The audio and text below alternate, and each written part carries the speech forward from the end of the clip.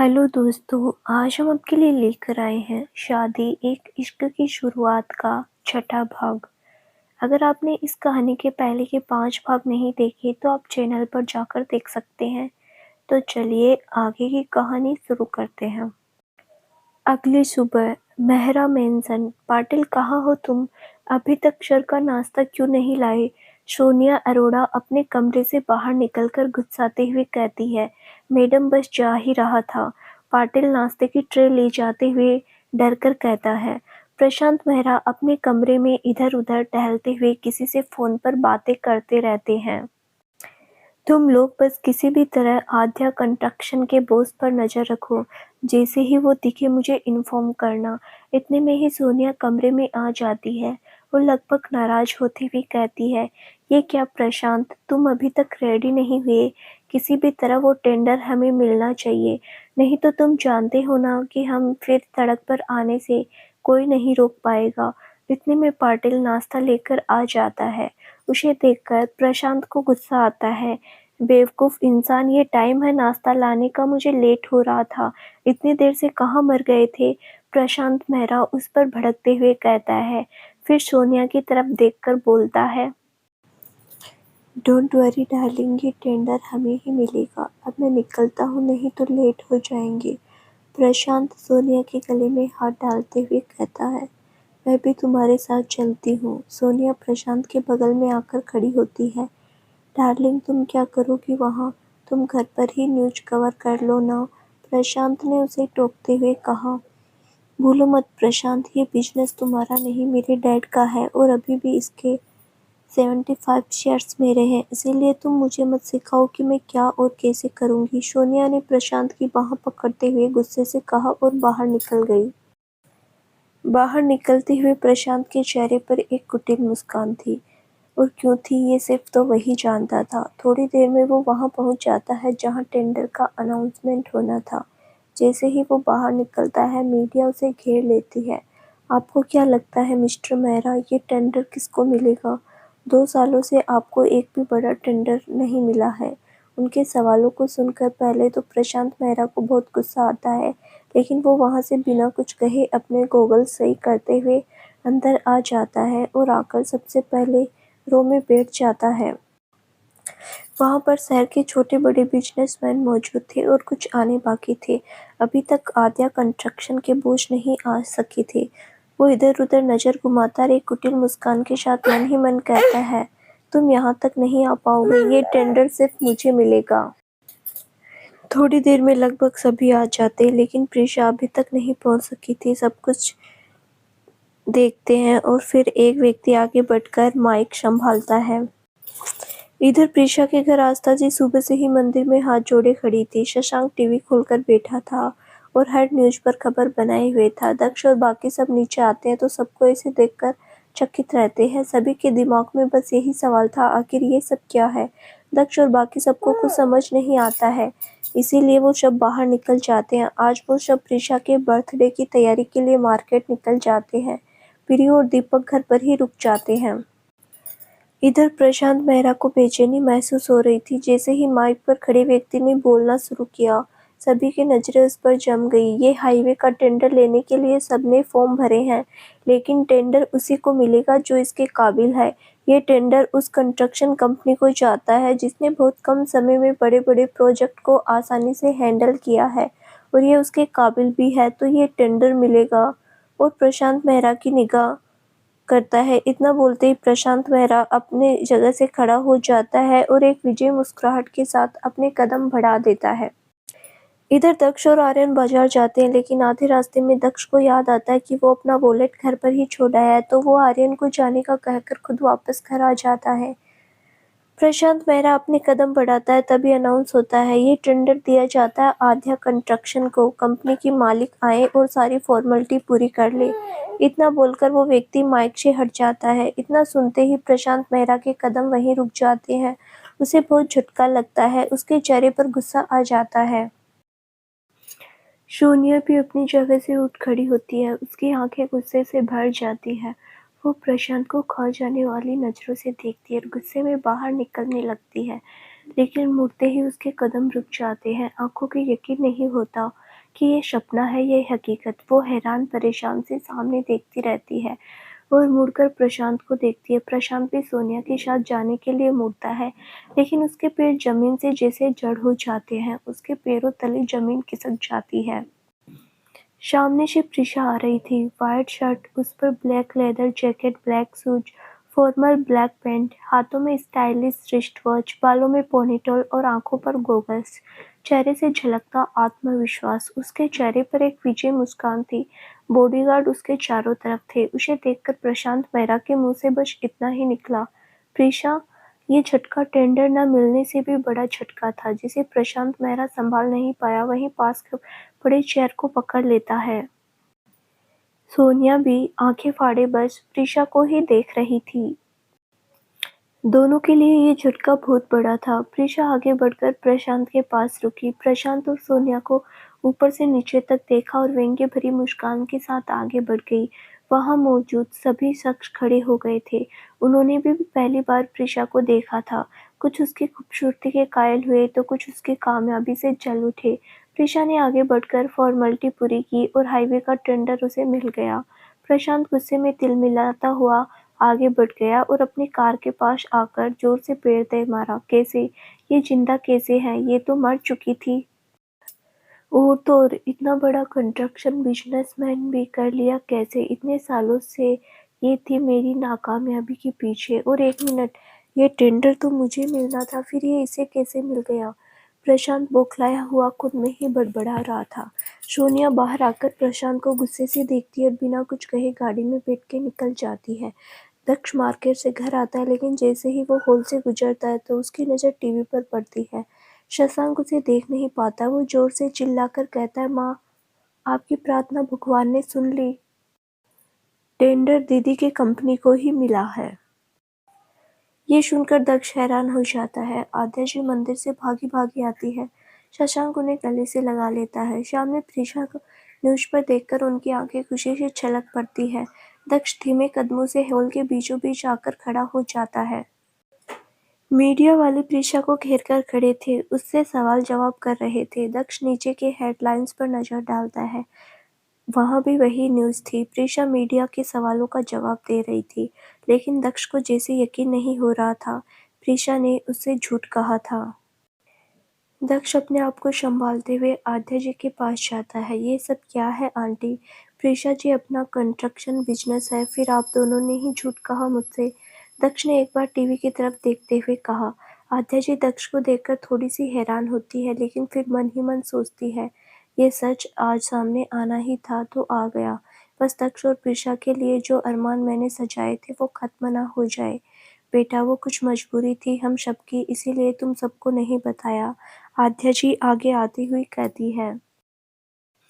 दक्ष कुछ नहीं कहता। उसे सच में बहुत बड़ा धक्का लगा था। वो बिना कुछ बोले रूम में चला जाता है और वॉलेट लेकर बाहर निकल जाता है, लेकिन सामने ही उसे आर्यन आते हुए दिखाई देता है।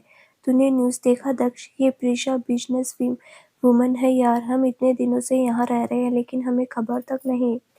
दक्ष कुछ नहीं कहता, खामोशी से सामने देखता रहता है। आर्यन उसकी स्थिति समझ जाता है। वो उसके साथ घर के अंदर चला जाता है, जहाँ आद्या जी शशांक के साथ बैठी प्रीशा का इंतजार कर रही थी।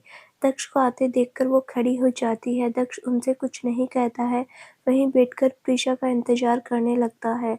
इधर बाहर प्रशांत बौखलाया हुआ था। वो जैसे ही कार की डोर खोलता है, सामने से प्रीशा आती दिखाई देती है। वो सीधा आकर प्रशांत के सामने रुकती है। अपने चेहरे से गॉगल्स हटाती है। उसकी आंखों में गुस्सा था। ऐसा लग रहा था जैसे वो प्रशांत को जलाकर राख कर देगी। वो अपने बॉडीगार्ड को वहां से हटने का इशारा करती है। सभी थोड़ी दूर पर जाकर खड़े हो जाते हैं।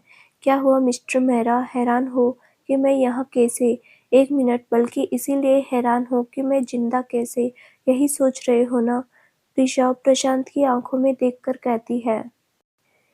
चलो, उसका जवाब तो तुम्हें मिलने से रहा, लेकिन कितनी बुरी बात है ना कि तुमने इतनी कोशिश की फिर भी ये टेंडर तुम्हें मिला नहीं ना। तुमने अनजाने में भी कोशिश की कि मैं यहाँ तक नहीं पहुँच पाऊँ। तुम्हें क्या लगा था कि मुझे पता नहीं चलेगा कि तुम्हारी आदमी मुझ पर, आई मीन मेरी कंपनी पर नज़र रख रहे हैं? प्रीशा व्यंग्य से मुस्कुराते हुए कहती है। वो सब छोड़ो, मैं तुम्हें पहले ये बताती हूँ कि ये टेंडर तुम्हें क्यों नहीं मिला। फ्लैशबैक। जब प्रीशा को रोहित का कॉल आता है, वो अंदर जाता है, तब रोहित भी चुपके से सही जगह देखकर चुप हो जाता है और उन दोनों की बातें सुनने लगता है। प्रशांत मेहरा एक कंपनी में जाता है, वहाँ एक आदमी मुंह में पान चबाते हुए बैठा था। प्रशांत मेहरा को आते देखकर वो खड़ा हो जाता है। अरे सर, आप क्यों आए? आप एक फ़ोन कर देते, मैं ही आपके पास आ जाता।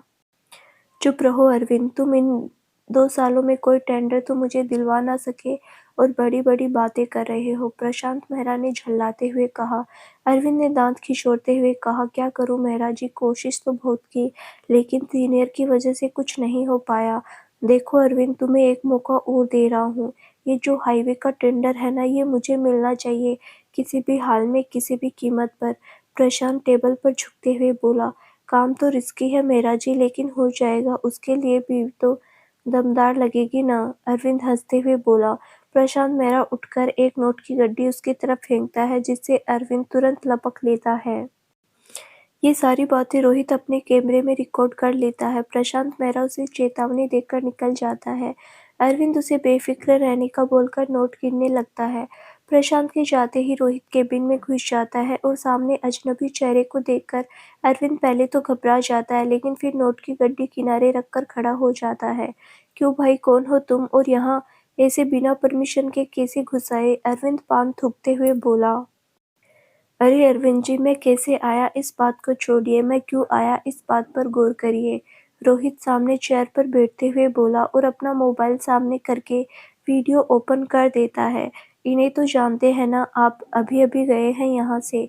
वीडियो देखकर अरविंद के होश उड़ जाते हैं। ये क्या है? ये तुम मुझे क्यों दिखा रहे हो? अरविंद थूक गटकते हुए बोला। ओह अरविंद जी, आप में इतने कमीने हैं फिर भी भोले बन रहे हैं, हजम नहीं हो रहा है। फिर भी मैं रिपीट कर देता हूँ, इस वीडियो में साफ दिख रहा है कि आप प्रशांत मेहरा से रिश्वत ले रहे हैं। रोहित वीडियो उनके नज़दीक ले जाते हुए बोला। अरविंद जी की हालत मानो काटो तो खून नहीं वाली थी। उन्होंने रोहित से पूछा, क्या चाहते हो तुम? रोहित, अब आए ना तुम मुद्दे पर, मैं बस इतना चाहता हूँ कि ये जो टेंडर मिल रहा है ना, वो सही को ही मिले, मतलब उसी को मिले जो इसके काबिल है। समझे अरविंद जी, या दोबारा से समझाऊं? और हाँ, अगर तुमने ऐसा नहीं किया तो मैं ये वीडियो वायरल कर दूंगा, फिर तुम खुद जानते हो क्या होगा। अरविंद घबराते हुए, नहीं नहीं, ऐसा मत करना, मैं कुछ गलत नहीं करूँगा। टेंडर उसी को मिलेगा जो इसके काबिल है, मैं जा रहा हूँ। और हाँ, मेरे जाने के बाद कॉल मत करना उसे, या घर मत चले जाना उसके पास, क्योंकि मेरी नज़र तुम पर है। तुमने कुछ भी किया, मैं एक बटन दबाऊंगा और बाकी तुम खुद समझदार हो। इतना कहकर रोहित चला जाता है और प्रीशा को कॉल करके सारी बात बता देता है। वर्तमान। बाकी आगे क्या हुआ होगा तुम खुद जानते हो मिस्टर मेहरा। और हाँ, तुमने जो आदमी मुझ पर लगाए थे, क्या मैं नहीं जानती कि तुम मेरे बारे में अपडेट रख रहे हो? मेरे पास हर बात की सूचना है, इसीलिए मेरे स्टाफ में से किसी ने भी तुम्हारे आगे मुंह नहीं खोला। इतना कहकर प्रीशा प्रशांत के बिल्कुल बराबर में आकर खड़ी हुई। प्रशांत मेहरा अभी भी सदमे में था। अब तुम देखो तुम्हारा क्या होता है। इतने में इतना ज़्यादा मत उछलो, तुम मेरा कुछ नहीं बिगाड़ पाओगे प्रीशा, प्रशांत मेहरा कुटिलता के साथ बोला। अपनी गंदी जुबान से मेरा नाम मत लो, और मैं क्या कर सकती हूँ ये तुम्हें तब पता चलेगा जब तुम घर जाओगे। प्रीशा के चेहरे पर रोज के भाव आ गए। तुमने मुझसे मेरा सब कुछ छीना था ना, मेरे बाबा, मेरा सपना, मेरी मुस्कुराहट, मेरी जिंदगी। अब तुम्हारी जिंदगी ऐसी होगी कि तुम सोचोगे कि मैं रोऊं भी तो कैसे। तुम रोना भी चाहोगे तो 10 बार सोचोगे। लोग हंसने का सोचते हैं ना, तुम रोने के लिए भी सोचोगे। तड़पोगे तुम दिन रात, सुकून की भीख मांगोगे, लेकिन सुकून नहीं नसीब होगा तुम्हें। 100 मौत मरोगे हर रोज हर पल, लेकिन मौत नहीं आएगी तुम्हें। एक सप्ताह, सिर्फ एक सप्ताह, और तुम रोड पर होगे प्रशांत मेहरा। प्रीशा शर्मा अब तुम्हें बर्बाद करने की ताकत रखती है। इतना कहकर प्रीशा अपने गॉगल्स पहनकर वहां से अपने कार की ओर बढ़ जाती है। थोड़ी ही देर में वो प्रशांत मेहरा की आंखों से ओझल हो जाती है। प्रशांत को अचानक से सोनिया का ख्याल आता है, तो वो बदहवास सा अपने घर की तरफ निकल जाता है। इधर घर पर सब प्रीशा का इंतजार कर रहे थे। दक्ष की आंखों में ढेरों सवाल थे जिन्हें आध्या जी साफ देख पा रही थी। बाहर गाड़ी रुकने की आवाज से सबका ध्यान उस तरफ जाता है। सामने से प्रीशा आ रही थी। आध्या जी भागकर मंदिर जाती है और आरती की थाली लेकर प्रीशा के सामने खड़ी हो जाती है। प्रीशा अनमने ढंग से, क्या है माँ ये सब, आप जानती है ना मैं नहीं मानती ये सब, फिर क्यों कर रही है आप? प्रीशु, मेरी खुशी के लिए कर ले बेटा। इतना कहकर आध्या जी प्रीशा की आरती उतार देती है। इन सब में एक बार भी प्रीशा की नज़र दक्ष की तरफ नहीं गई थी। वो सबको मिठाई खिलाती है, तभी उसकी नज़र दक्ष पर चली जाती है। वो मिठाई का डब्बा साइड रख के दक्ष की तरफ बढ़ जाती है। इधर प्रशांत मेहरा जैसे ही घर आता है, सामने भीड़ देखकर हक्का बक्का रह जाता है। वो मेन गेट से जैसे तैसे बॉडीगार्ड की मदद से अंदर आता है। अंदर सोनिया गुस्से में टहलते हुए उसी का इंतजार कर रही थी। उसके आते ही सोनिया उसे जोरदार थप्पड़ मारती है। प्रशांत गाल पर हाथ रखे खड़ा हो जाता है। तुमसे एक काम नहीं होता ढंग से, तुम्हारी वजह से अब हम सड़क पर आ जाएंगे। सब कुछ तो पहले ही बेच चुके हो तुम, अब ये मेहरा मेंशन सिर्फ बचा है। बाहर कर्जदार तमाशा लगाए बैठे हैं, क्या करोगे, कैसे करोगे? प्रशांत बिना कुछ बोले बाहर चला आता है। बाहर सभी लोग उससे सिर्फ अपने पैसे की डिमांड कर रहे थे। वो उनसे 2 दिन की मोहलत मांगकर किसी भी तरह उन्हें शांत कराकर वापस भेज देता है। इधर प्रीशा दक्ष के पास जाकर खड़ी हो जाती है। आध्या जी बाकी सबको किसी न किसी बहाने से वहां से बाहर भेज देती है और खुद भी चली जाती है। दक्ष के सामने खड़ी प्रीशा की धड़कनें अचानक से बढ़ जाती है। जैसे तैसे प्रीशा दक्ष की तरफ बढ़ती है, उसकी धड़कनें बढ़ने लगती है। दक्ष के पास जाकर प्रीशा उसकी आंखों में देखती है। उसे दक्ष की नाराजगी साफ दिख रही थी। प्रीशा कुछ कहती उससे पहले ही दक्ष वहां से उठकर पुल साइड में चला जाता है। प्रीशा उसके पीछे जाती है। दक्ष, दक्ष मेरी बात सुनो। दक्ष ना ही जवाब देता है ना ही रुकता है। प्रीशा जल्दी जल्दी चलकर उसके पास आती है और उसके सामने खड़ी हो जाती है। दक्ष उसकी तरफ शांति से देखता है लेकिन बोलता कुछ नहीं है। मेरी बात सुन लो दक्ष, मैं जानती हूँ तुम नाराज हो, लेकिन मेरी मजबूरी थी, मैं नहीं बता सकती थी। मैंने अपनी असली पहचान दुनिया से छुपाई क्योंकि ये चीज़ मेरे और मेरे मकसद के लिए ज़रूरी था। प्रीशा दक्ष को देखते हुए कहती है। दक्ष चौंक कर, मकसद? मेरी जिंदगी का कुछ मकसद है दक्ष। आज मैंने मेरे मकसद की एक सीढ़ी चढ़ी है, अभी और पायदान बाकी है। प्रीशा दक्ष के चेहरे को पढ़ते हुए बोलती है, जैसे जानना चाहती हो कि दक्ष के दिमाग में क्या चल रहा है। केशा मकसद प्रीशा, दक्ष सवाल करता है। मैं तुम्हें कुछ नहीं बता सकती दक्ष, बस इतना जान लो कि ये मकसद मेरे बाबा से जुड़ा हुआ है। अगर तुम पूरी हकीकत जान गए तो अपनी जिंदगी में एक पल भी मुझे नहीं रखोगे। ये जो दोस्ती का रिश्ता बनाया है ना तुमने, वो भी लम्हे भर में तोड़ जाओगे। प्रीशा अपना चेहरा फेरते हुए कहती है। कुछ देर वो दक्ष के जवाब का इंतजार करती है, लेकिन जब वो कुछ नहीं बोलता तो जाने के लिए अपने कदम बढ़ा देती है। तभी दक्ष उसका हाथ पकड़कर अपनी तरफ मोड़ लेता है। दक्ष के अचानक किए गए इस हरकत से प्रीशा संभल नहीं पाती है। उसका सिर सीधा दक्ष के सीने से जा लगता है। दक्ष का दूसरा हाथ प्रीशा की कमर पर होता है। कुछ देर प्रीशा अपनी धड़कनों को संभालने की कोशिश करती है और धीरे धीरे अपनी नजरें ऊपर करती है। दक्ष उसे ही देख रहा था। दक्ष प्रीशा के आंखों में देखते हुए बोला, मैंने हमेशा तुम्हारी आंखों में एक दर्द, एक उदासी देखी है प्रीशा। मैं नहीं जानता कि तुम्हारा अतीत क्या है। जब तक तुम ना बताओ मैं तुमसे कभी नहीं पूछूंगा। लेकिन तुम शायद भूल गई हो कि मैंने क्या कहा था तुमसे। तुम्हें जब भी लगे कि मैं तुम्हारे दर्द में शामिल हो सकता हूँ, बता देना। और हाँ, मेरी दोस्ती की डोर इतनी कमजोर नहीं कि एक अतीत के साये से टूट जाए। तुम्हारा अतीत कितना भी भयानक क्यों ना हो, मैं हमेशा तुम्हारे साथ रहूंगी। दक्ष के इतना कहते ही प्रीशा की आंखें नम हो जाती है, लेकिन वो आंसुओं को आंखों में ही जब्त कर लेती है। वो दक्ष से हाथ छुड़ाकर अपने कमरे में चली जाती है और दक्ष खामोशी से वहीं बैठ जाता है। दोपहर का समय हो चला था। आध्या जी सबको खाने के लिए बुलाती है। इतने में ही आन्या जल्दी जल्दी हाँफते हुए घर आती है। उन्हें देखकर याद आता है कि आन्या को भी तो कुछ नहीं पता है इस बारे में। उसे सिर्फ बाबा की मौत के बारे में पता है, बाकी कुछ भी तो नहीं।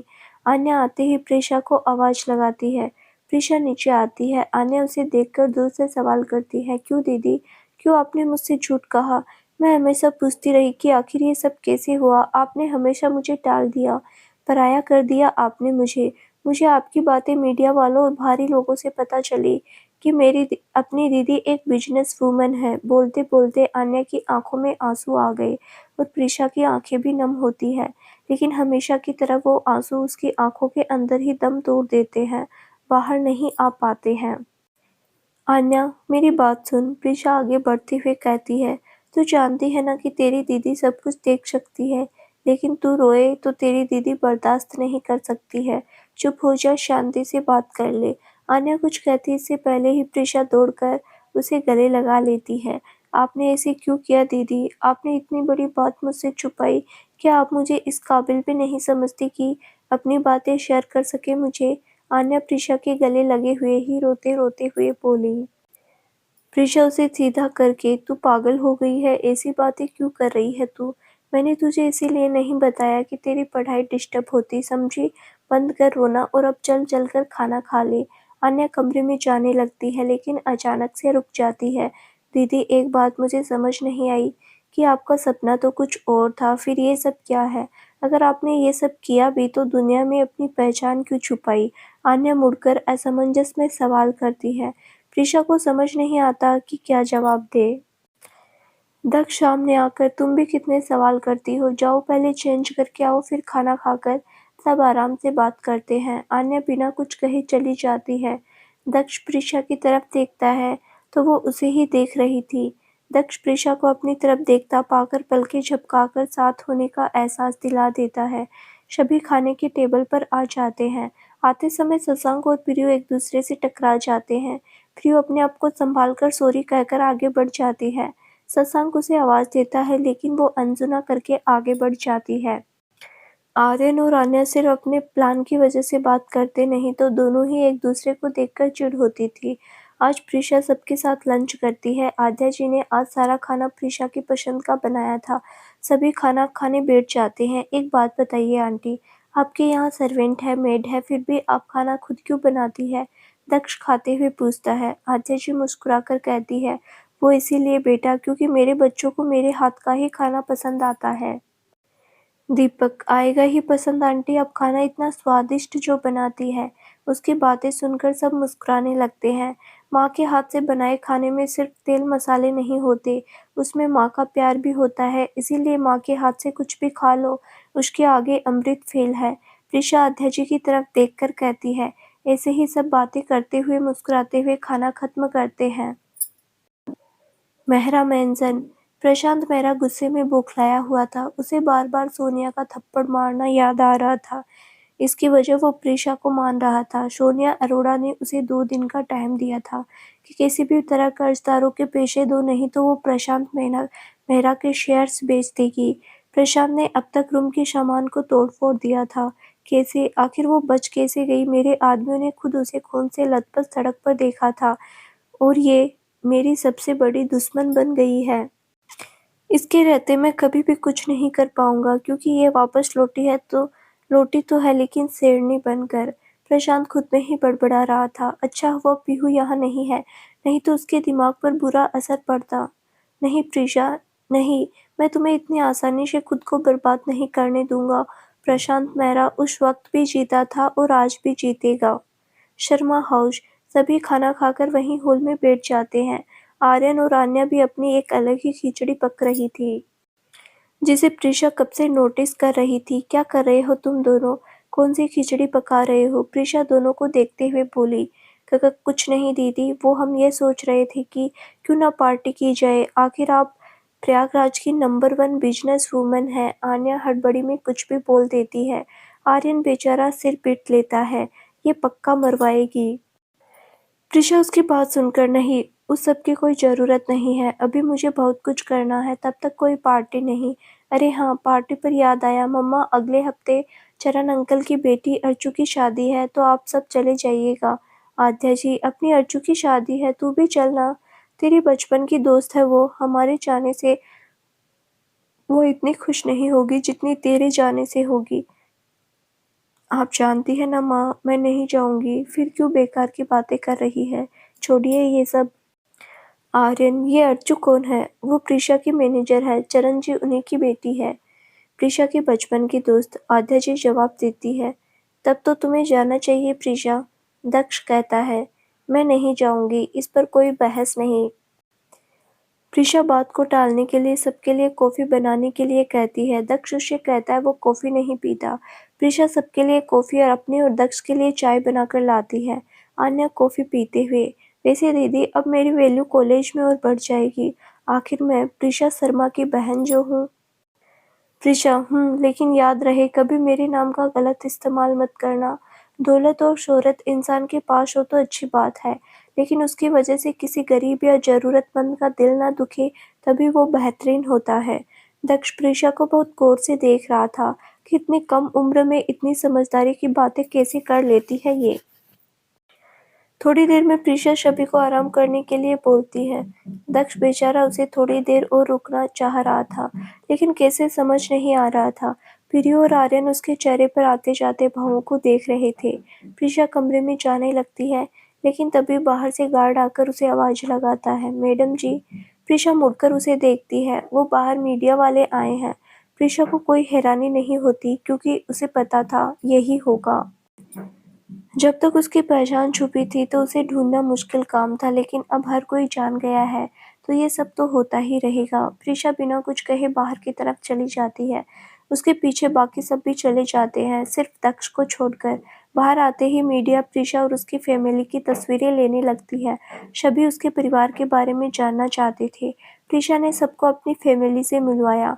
मैम, आपको प्रशांत मेहरा के साथ देखा गया था अनाउंसमेंट हॉल के बाहर। क्या आप बता सकती हैं कि आप मिस्टर मेहरा को कैसे जानती हैं? एक रिपोर्टर सवाल करती है। वैसे ही जैसे हर बिजनेसमैन दूसरे बिजनेसमैन को जानता है, वो मेरे बिजनेस कॉम्पिटिटर है, प्रीशा शांति से जवाब देती है। लेकिन मैम, हमारे सूत्रों से पता चला है कि आपका और मिस्टर मेहरा का कुछ पास्ट रह चुका है, इसीलिए आप उनसे बदला लेना चाहती है, एक दूसरे रिपोर्टर ने सवाल किया। अभी आपको मेरी पहचान जाने हुए सिर्फ चंद घंटे हुए हैं और आप लोगों ने ये भी पता लगा लिया। जहां आपने ये सब पता लगाया है, वहीं बाकी सारी बातें भी पता लगा लीजिए। मैं इतना ही कहूंगी कि मिस्टर मेहरा मेरे बिजनेस राइवल है, उससे ज़्यादा कुछ नहीं। प्रीशा रिपोर्टर को देखते हुए कहती है, and no more question, leave अंस। प्रीशा इतना कहकर अंदर चली जाती है। मीडिया कुछ उससे सवाल नहीं कर पाती है। अंदर आकर प्रीशा कुछ सोचते हुए सोफे पर बैठ जाती है। दक्ष आकर उससे सवाल करता है, क्या हुआ, परेशान हो? मीडिया की तो आदत है बातों को कहां से कहां ले जाना, इसीलिए ज्यादा मत सोचो। प्रीशा कुछ नहीं कहती है, क्योंकि वो जानती थी कि मीडिया की बातों में सच्चाई थी, लेकिन वो दक्ष को कैसे बताए। दक्ष उसकी परेशानी समझ जाता है और बात बदल देता है। अच्छा सुनो, मैं क्या कह रहा था कि हम यहाँ घूमने आए थे, लेकिन घूम नहीं पा रहे हैं, तो ऐसा करते हैं ना, कल सब एक साथ घूमने चलते हैं, तुम्हें भी अच्छा लगेगा। मैं नहीं जाती कहीं, वैसे भी कल ऑफिस में एक जरूरी काम है, तो मैं नहीं आ पाऊंगी। प्रीशा दक्ष को टालते हुए जवाब देती है। दक्ष समझ जाता है। अच्छा ठीक है, तो कल मैं तुम्हारे साथ ऑफिस चलता हूँ, तुम्हारा ऑफिस भी देख लूँगा और मेरे लिए कुछ चेंज भी हो जाएगा। अब अपने दोस्त के लिए इतना तो कर ही सकती हो ना तुम। प्रीशा उसे मना नहीं कर पाती है। वो दक्ष को आराम करने का कहकर अपने कमरे में चली जाती है। दक्ष भी अपने कमरे में आ जाता है। प्रीशा के कमरे में जाने के बाद उसे रोहित का कॉल आता है। प्रीशा कॉल रिसीव करती है। हाँ बोलो रोहित। उधर से रोहित उसे कुछ कहता है, जिसे सुनकर प्रीशा के चेहरे पर एक मुस्कान आ जाती है। वो कॉल कट कर देती है। मुझे पता था आखिर में तुम यही करोगे। फिर वो अपने मोबाइल में एक नंबर डायल करती है। हाँ हेलो मिस्टर आहूजा। वो उन्हें कुछ समझाकर कॉल रख देती है। मुझे पता था तुम यही करोगे और अब तुम्हें बर्बाद होने से कोई नहीं बचा सकता है। शर्मा होश। प्रियो किसी काम से अपने कमरे से बाहर आती है। वो दूसरी तरफ से आते शशांक को नहीं देख पाती। दोनों एक दूसरे से टकराने वाले होते हैं कि प्रियो देख लेती है और संभल जाती है। देखकर चला करे, नहीं तो बाद में कहोगे टकरा कर तुम्हारा ध्यान अपनी तरफ करना चाह रही थी। प्रियो भावहीन होकर कहती है और वहां से जाने लगती है। शशांक को उसका इस तरह बोलना चुप जाता है। वो उसकी कलाई पकड़कर अपनी तरफ मोड़ता है। क्या है, क्यों पकड़ा है मेरा तुमने हाथ? ऐसे किसी को भी मेरा हाथ पकड़ने की इजाज़त नहीं है समझे, छोड़ो मेरा हाथ। प्रियो अपना हाथ झटक कर छुड़ा लेती है। शशांक उसके करीब आकर उसकी आँखों में देखकर, तो मैं तुम्हारे लिए किसी में आता हूँ, इतना नागवार गुजरा मेरा हाथ पकड़ना। हाँ गुजरा नागवार, और जो लोग मेरी तौहीन करते हैं मैं उन्हें आगे से ये हक नहीं देती वो फिर से मेरी तौहीन करे। कल को फिर से कुछ बक दिया तुमने, इससे तो अच्छा तुम किसी में ही शामिल रहो। हटो अब, जाने दो मुझे। इतना कहकर प्रियो आगे निकल जाती है। शशांक वहीं खड़े होकर उसकी बातों के बारे में सोचने लगता है। प्रीशा अपने कमरे में कल होने वाली कुछ बातों को चरणजी के साथ फोन पर डिस्कस करती है और बात करके कॉल पर रख देती है। वो ऊपर की तरफ देखकर, बस बाबा, चंद दिन और आपको मुझसे दूर करने वाला खुद की पहचान से दूर हो जाएगा। वो अपने कपड़े चेंज करती है और बेड पर लेटने के लिए चली जाती है। उसे दक्ष का ख्याल आता है कि कैसे उसने उसकी बहन को हैंडल कर लिया, कैसे उसने उससे शिकायत किए बगैर उसकी बातों को मानकर यह एहसास दिलाया कि वो उसके साथ हर पल है। दिल कहता है तुम सच्चे हो दक्ष, तुम्हारी आंखों में पल रहे जज्बात सच्चे हैं, लेकिन दिमाग कहता है नहीं, फिर से नहीं, अब किसी पर भरोसा नहीं, लोग भरोसे के काबिल नहीं। समझ नहीं आता तुम पर भरोसा करूं या नहीं। एक अरसे के बाद ऐसा कोई मिला है जिसके साथ सुकून मिलता है, लेकिन डर है कि कहीं तुम भी औरों की तरह निकल गए और मुंह मोड़ लिया मुझसे। तो बड़ी मुश्किल से समेटा है मैंने खुद को, अब और बिखरने की ताकत भी नहीं है, ना ही गुंजाइश बाकी है। प्रीशा बहुत देर तक अपने कमरे में यही सारी बातें सोचती रही। जब कोई नतीजा सामने नहीं आया तो सर झटक कर नीचे बने गार्डन में आ गई। अक्टूबर के महीने की ठंडक थी, इसीलिए धूप भी सुहावनी लग रही थी। प्रीशा ने मेड को चाय बनाने के लिए कहा और खुद गार्डन में बैठ गई। नरम नरम घास पर नंगे पांव बैठना काफी अच्छा लग रहा था। बहुत लंबे वक्त के बाद प्रीशा को थोड़ी ही सही सुकून मिला था। वो वहीं बैठे बैठे अतीत की यादों में चली गई। 3 साल पहले। प्रीशा उठ जा, क्या कर रही है? आज तेरी वजह से कॉलेज में फिर से लेट हो जाएंगे। प्रीशा की बचपन की दोस्त अर्जुन ने प्रीशा को जगाते हुए कहा। क्या है यार, सोने देना, हर सुबह आ जाती है मेरी नींद हराम करने। आग लगे इस कॉलेज को, मेरी प्यारी नींद की दुश्मन बनी हुई रहती है। प्रीशा ने चादर के अंदर से अलसाए हुए कहा। उफ़्फ़ो, बस कर, अब कोस ना, उठ समझी, नहीं तो मैं यहाँ जो मग में पानी पड़ा है ना, वो तेरे ऊपर डाल दूंगी। अर्जुन ने इधर-उधर देखते हुए कहा। प्रीशा झट से उठ बैठती है। बस कर, और कितना टॉर्चर करेगी मुझे, जा रही हूँ रेडी होने। फिर भुनभुनाते हुए, सारे के सारे मेरे नींद के दुश्मन हैं, बाकी सब कुर्बान कर दूँ, लेकिन नींद तो मेरी सबसे प्यारी चीज़ है। ये लोग उसी के पीछे हाथ धोकर पड़े रहते हैं। अर्चना उसकी ये बकबक सुनकर मुस्कुराते हुए नीचे आ जाती है। आद्या जी पूजा घर से आकर सबको आरती देती है, फिर अर्चना की तरफ देखकर जग गई प्रीशु। हाँ आंटी, आप तो जानती है उसे अपनी नींद कितनी प्यारी है। अर्चना सोफे पर बैठते हुए बोली। आप लोग फिर से मेरी रीशु की शिकायत करने लगे, अभी आराम करने दो, वैसे भी दिन भर तो दौड़ते रहती है, थोड़ी सी सो लेगी तो क्या हो जाएगा, नितेश जी ने बाहर आते हुए कहा। आद्या जी उनकी बात सुनकर मुस्कुरा देती है। आपको तो अपनी लाडली के लिए कुछ भी सुनना अच्छा नहीं लगता। अरे कल को शादी होगी, इस तरह की हरकतें करेगी, कैसे काम चलेगा? अभी से सीखेगी तब ना कुछ होगा आगे जाकर। क्या माँ, आप फिर से मेरी शादी की बात लेकर बैठ गई? कितनी बार कहा है आपको कि मुझे शादी नहीं करनी? मेरा डॉक्टर बनने का सपना है माँ, जब तक वो पूरा नहीं होता मैं शादी नहीं करूँगी। प्रीशा नीचे आते हुए बोली। हाँ सही तो कह रही है मेरी रीशु, अभी तो इसे बहुत कुछ करना है। दया जी अब खामखा इसे परेशान करती है। नितेश जी प्रीशा की हाँ में हाँ मिलाते हुए बोले। आंटी जी ये सारी बातें आप बाद में कर लीजिएगा, अभी हम लेट हो रहे हैं, प्लीज जल्दी से कुछ खिला दे। अर्चना बीच में टपकते हुए बोली। आद्या जी किचन से बाहर आती है। ये लो तुम सबका नाश्ता और तेरी चाय। प्रीशा हड़बड़ी में चाय जल्दी से उठा लेती है, लेकिन हाथ छलकने से चाय उसके हाथ पर गिर जाती है। उसके मुंह से आह निकल जाती है। नितेश जी दौड़कर उसके पास आते हैं। तभी प्रीशा की मेड उसे आवाज लगाती है और वो वर्तमान में लौट आती है। वो नजर उठाकर देखती है तो सामने मेड चाय लिए खड़ी रहती है। वो अपने ख्यालों से बाहर आकर उसे वहीं चाय रखने का कहकर जाने को बोल देती है। आर्यन किसी काम से बालकनी से बाहर आता है तो प्रीशा को बैठे देखता है। वो उसके पास जाकर बैठ जाता है। क्या हुआ, अकेली क्यों हो? प्रीशा उसकी आवाज़ सुनकर उसकी तरफ देखती है। नहीं, कुछ नहीं, ऐसे ही बैठी हूँ। सब घर में है तो आकर बैठ गई यहाँ। आर्यन प्रीशा की ओर गौर से देखता है, जो वहाँ होकर भी वहाँ नहीं थी। अच्छा प्रीशा, आज तो तुम बहुत खुश होगी ना?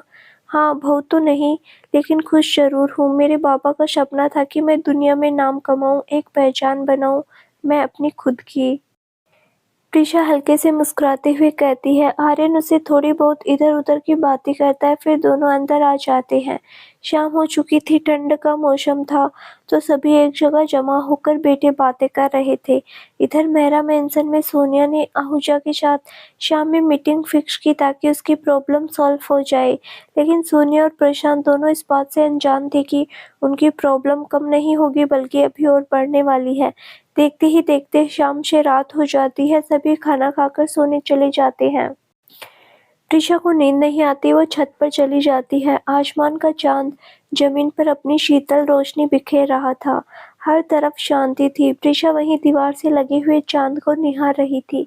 एक वक्त था जब वो खुले आसमान के नीचे बैठकर पुराने गाने सुना करती थी, और आज उसकी जिंदगी में संगीत ही नहीं है। थोड़ी देर में उसे किसी के आने की आहट होती है। वो पलट कर देखती है तो आन्या थी। क्या हुआ दी, यहाँ क्या कर रही हो? आन्या ने आते ही सवाल किया। कुछ नहीं आन्या, बस ऐसे ही नींद नहीं आ रही थी। प्रीशा वापस से आसमान में देखते हुए बोली। हाँ प्रीशा छोटा सा जवाब देती है। इधर देखिए दी, आन्या ने अपनी तरफ घुमाते हुए बोली। आपको पता, आप ऐसे उदास अच्छी नहीं लगती। पापा जहाँ भी होंगे आपको इस तरह देखकर उन्हें भी सुकून नहीं होगा। प्रीशा कुछ नहीं कहती, बस हाँ में गर्दन हिला देती है। अच्छा सुनो, मुझे ना नींद आ रही है, इसीलिए प्लीज नीचे चलिए। वो तो दरवाजा खुला देखा इसीलिए चली आई मैं। अब चलिए नीचे, आन्या ने उसे लगभग खींचते हुए बोला। प्रीशा उसका हाथ छुड़ाकर धीरे से, आन्या तू जा, मैं खुद आ जाऊंगी नीचे, प्लीज। आन्या उसकी रिक्वेस्ट करने पर उसे जल्दी आने का कहकर खुद नीचे चली जाती है। नीचे आकर उसकी नज़र दक्ष के कमरे पर पड़ती है। उसके दिमाग में खुराफात आती है। वो जाकर दक्ष का दरवाज़ा खटखटाती है। दक्ष, टाइम देखकर, इस वक्त कौन है? वो जाकर दरवाज़ा खोलता है। सामने आन्या को देखकर वो थोड़ा परेशान हो जाता है। क्या हुआ आन्या, सब ठीक तो है? तुम इतने रात को यहाँ? दक्ष परेशान होते हुए कहता है। हाँ दक्ष भाई, सब ठीक है, लेकिन वो क्या है दी, ऊपर गई है और मेरे पैरों में पता नहीं कैसे अचानक से दर्द शुरू हो गया है। सीढ़ी नहीं चढ़ी जाएगी, इसीलिए आप प्लीज उन्हें नीचे बुला ले। वो क्या है, उन्हें तुरंत सर्दी जुकाम हो जाएगा। आन्या एक सांस में सब कुछ बोल जाती है। ठीक है, तुम आराम करो, और हाँ दवा ले लेना, मैं उसे जाकर बुला लाता हूँ। दक्ष उसके सर पर हाथ रखकर कहता है। आन्या कमरे में जाने लगती है, फिर अचानक से मुड़कर कहती है। दक्ष भाई, आप दी को बताइएगा नहीं कि मैंने आपको भेजा है। दक्ष असमंजस में पूछता है। क्यों? वो क्या है ना, दीदी को बिल्कुल पसंद नहीं कि कोई उनके काम में दखल दे, चाहे वो कोई भी काम हो। अगर दी को पता चला कि मैंने आपको भेजा है तो वो मुझ पर गुस्सा करेंगी। आन्या उन्हें समझाते हुए बोली। दक्ष ठीक है कहकर ऊपर चला जाता है। आन्या भी मुस्कुराते हुए अपने कमरे में आ जाती है। एक बार फिर से प्रीशा के कदमों की आहट मिलती है तो वो पलट कर देखती है। इस बार दक्ष को देखकर वो थोड़ी हैरान होती है। तुम इस वक्त यहाँ क्या कर रहे हो दक्ष? वो नींद नहीं आ रही तो सोचा छत पर चला जाऊं। अगर तुम्हें कोई दिक्कत ना हो तो मैं चला जाता हूँ यहाँ से। दक्ष रुक कर बोला। नहीं कोई बात नहीं, तुम आ जाओ यहाँ, प्रीशा ने उसे रोकते हुए कहा।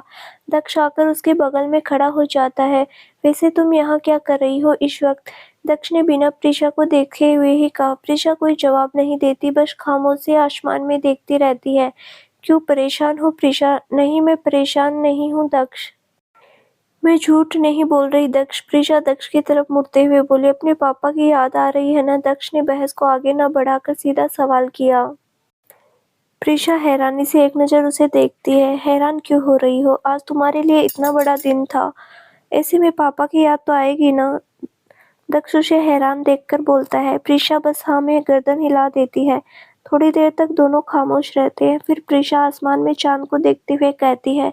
जानती हो दक्ष, मैं सबसे ज्यादा अपने बाबा के करीब थी। मैं हर बात पापा से बांटती थी, लेकिन एक दिन वो अचानक मुझे छोड़कर चले गए। बोलते बोलते प्रीशा का गला भर आया। ऐसा लगा जैसे मेरी दुनिया ही खत्म हो गई, जीने की जैसे कोई वजह ही ना बची हो मेरे लिए। मैं कितने दिनों तक डिप्रेशन में रही थी। आज जब बाबा की मौत के कारण को पहली मात दी है तो वो सारे जख्म फिर से उभर आए एक बार। प्रीशा ने अपनी आंखों के आंसुओं को अंदर ही रोक लिया। दक्ष को प्रीशा का ऐसा उदास होना अच्छा नहीं लगा, लेकिन उसे खुशी हुई कि प्रीशा उसे थोड़ी ही सही लेकिन दर्द तो बांटा उसने। वो प्रीशा के कंधे को पकड़कर अपनी तरफ मोड़ता है। कभी कभी किसी के सामने रो लेने से दिल को सुकून मिलता है। नहीं, मैं अपने दिल को सुकून नहीं देना चाहती दक्ष। जब दिल बेसुकून होगा तो मैं अपने मकसद को पूरा कर पाऊंगी। प्रीशा दक्ष के हाथों को कंधे से हटा देती है। अच्छा सुनो, रात बहुत हो गई है, नीचे चलना चाहिए, नहीं तो ठंड लग जाएगी। दक्ष बात बदलते हुए बोला, हाँ ठीक है चलो। दोनों साथ में नीचे आते हैं और अपने अपने कमरे में चले जाते हैं। अगली सुबह प्रीशा तैयार होकर कमरे से बाहर निकली। आज भी उसने के लिए बहुत बड़ा दिन था। आखिर मेहरा को एक और मात जो देनी थी। वो ऑफिस निकलती है कि पीछे से दक्ष आवाज देता है, मैं भी हूँ, भूल गई क्या? नहीं भूली, मुझे लगा तुम रेडी नहीं हो। प्रीशा कार की तरफ बढ़ते हुए बोली।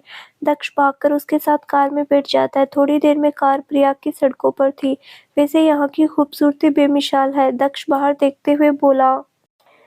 हाँ, यहाँ की हर चीज़ अपने आप में एक खासियत रखती है। प्रीशा दक्ष का प्रयाग के बारे में बता रही थी और दक्ष उसकी बातों को सुन रहा था। थोड़ी देर में सब ऑफिस के सामने थे।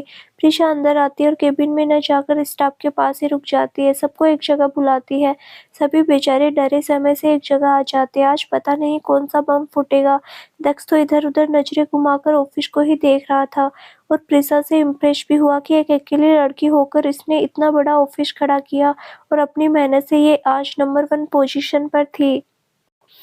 सभी के जमा होने के बाद प्रीशा सबकी ओर देखकर बोलना शुरू करती है। आप सभी को पता ही होगा कि हमारी कंपनी को हाईवे का टेंडर मिल चुका है। अब हमारी कंपनी प्रयाग की नंबर 1 कंपनी बन चुकी है। ये सब मेरे अकेले के कारण नहीं हुआ है। इसका श्रेय आप सभी को भी जाता है, जिन्होंने मेरी कंपनी को आगे बढ़ाने में मेरी मदद की। आज आप सभी का लंच मेरी तरफ से होगा और आपकी सैलरी भी पहले से बढ़ा दी जाएगी। प्रीशा की बात सुनकर सबके चेहरे पर मुस्कुराहट आ जाती है। सभी की नजरें दक्ष पर थी कि आखिर ये यहाँ क्या कर रहा है। सबके लिए वो चेहरा अनजान तो था नहीं। प्रीशा सबके चेहरे के भाव से समझ जाती है कि इनके मन में क्या चल रहा है। वो सबको दक्ष से मिलवाती है। इनको तो आप सब जानते ही हैं। यह है दक्ष रघुवंशी, दिल्ली से famous businessman mister Dhanraj Raghuvanshi के बेटे और मेरे दोस्त। दक्ष प्रीशा को देखता, आखिर इसे मेरा पूरा नाम कैसे पता। प्रीशा सबको अपनी सीट पर जाने का कहकर अपनी केबिन में आ जाती है। तुम्हें मेरा नाम कैसे पता? आई मीन पूरा नाम, दक्ष केबिन में आते ही पूछता है। तुम कोई छोटे बिजनेसमैन के बेटे नहीं हो जो मुश्किल होगी। हाँ, तुम बिजनेस पार्टी में कम जाते हो। जब तुम्हें पहली बार देखा था तभी लगा था तुम्हें कहीं देखा था। जब पता करवाया तो पता चला कि तुम धनराज सर के बेटे हो। सिंपल सी बात है, इसमें इतना चौंकने की कोई जरूरत नहीं। प्रीशा लैपटॉप पर अंगुलियां चलाते हुए बोली, वाह तुम तो बड़ी तेज हो। अच्छा चलो अब अपना ऑफिस घुमा दो मुझे। दक्ष उठ खड़ा हुआ। प्रीशा भी उसके साथ निकलकर उसे ऑफिस घुमाने लगी। प्रीशा का मोबाइल रिंग करता है, तभी वो रिसीव कर हेलो बोलती है। उधर की बातें सुनकर प्रीशा के चेहरे पर एक बड़ी सी स्माइल आ जाती है। दक्ष, अभी मुझे जाना होगा, एक इम्पोर्टेंट काम आ गया और वो बहुत जरूरी है, नहीं तो मैं तुम्हें ऐसे छोड़कर नहीं जाती। कोई बात नहीं, तुम जाओ, दक्ष मुस्कुराकर जवाब देता है। तुम्हें अगर घर जाना हो तो मेरे घर पर कॉल कर लेना, ड्राइवर आ जाएगा तुम्हें लेने। अगेन सॉरी दक्ष। इतना बोलकर प्रीशा जल्दी से बाहर निकल जाती है और दक्ष ऑफिस में ही रह जाता है। प्रीशा अपने ड्राइवर को बोलकर गाड़ी आहूजा के घर की तरफ ले जाती है। थोड़ी देर में वो आहूजा के घर में होती है, जहाँ यस आहूजा उसका इंतजार कर रहा था। प्रीशा को देखते ही वो खड़ा हो जाता है। वेलकम मिस प्रीशा, आइए बैठिए। आहूजा प्रीशा से हाथ मिलाकर बैठते हुए बोला। Thank you mister Ahuja, Prisha मुस्कुराते हुए बोली। बताइए क्या लेंगे आप, चाय या कॉफी? जी कुछ नहीं, आप मुझे पेपर्स दिखाइए, काम की बात करते हैं सीधा, प्रीशा रौब के साथ बोली। थैंक यू मिस्टर आहूजा, आपने मेरे कहने पर इतना कुछ किया। टाइम बता दीजिए कब तक पहुंचना है वहां? प्रीशा खड़े होते हुए बोली। 11 बजे तक। और थैंक यू मत बोलिए, आपने इसके बदले मेरी कंपनी को डूबने से बचाया तो इतना तो कर सकता हूँ ना मैं, आहूजा ने बहुत ही शालीनता से जवाब दिया। ओके देन, ठीक 12 बजे मिलते हैं। इतना कहकर प्रीशा जाने के लिए कदम बढ़ा देती है। प्रीशा वहां से निकलकर अपने ऑफिस आती है। दक्ष घर जाने के लिए निकल चुका था। जो चरण जी को सारा काम समझाकर वहां से निकल जाती है। मिस्टर आहूजा अपने घर से निकल जाते हैं। ठीक 12 बजे दोनों एक साथ एक ही जगह उतरते हैं। प्रीशा गाड़ी से उतरकर अपने गॉगल्स निकालती है और एक नज़र सामने की बिल्डिंग पर डालती है, जहाँ बड़े-बड़े अक्षरों में लिखा था मेहरा अरोड़ा कंस्ट्रक्शन। प्रीशा कुटिल मुस्कान के साथ उस नाम को देखती है। तैयार हो जाओ प्रशांत मेहरा दूसरे बार के लिए। वो मिस्टर आहूजा के साथ लिफ्ट से होती हुई चौथे फ्लोर पर आती है, जहाँ सब मिस्टर आहूजा का इंतजार कर रहे थे। सामने से मिस्टर आहूजा को आते देखकर प्रशांत और सोनिया दोनों के चेहरे पर एक बड़ी स्माइल आ जाती है। वो दोनों फूलों का हार लेकर आगे बढ़ते हैं। उनकी नज़र पीछे से आ रही प्रीशा पर पड़ती है। प्रीशा आकर मिस्टर आहूजा के बगल में खड़ी हो जाती है। क्या हुआ, चौंक गए? इतने हैरान क्यों हैं मिस्टर मेहरा? आप स्वागत कीजिएगा इस कंपनी के नए ओनर मिस प्रीशा शर्मा का। तो दोस्तों, अब आगे क्या होगा जानने के लिए इस कहानी का अगला भाग जरूर देखिए, जो बहुत जल्द ही इस चैनल पर प्रसारित किया जाएगा। धन्यवाद।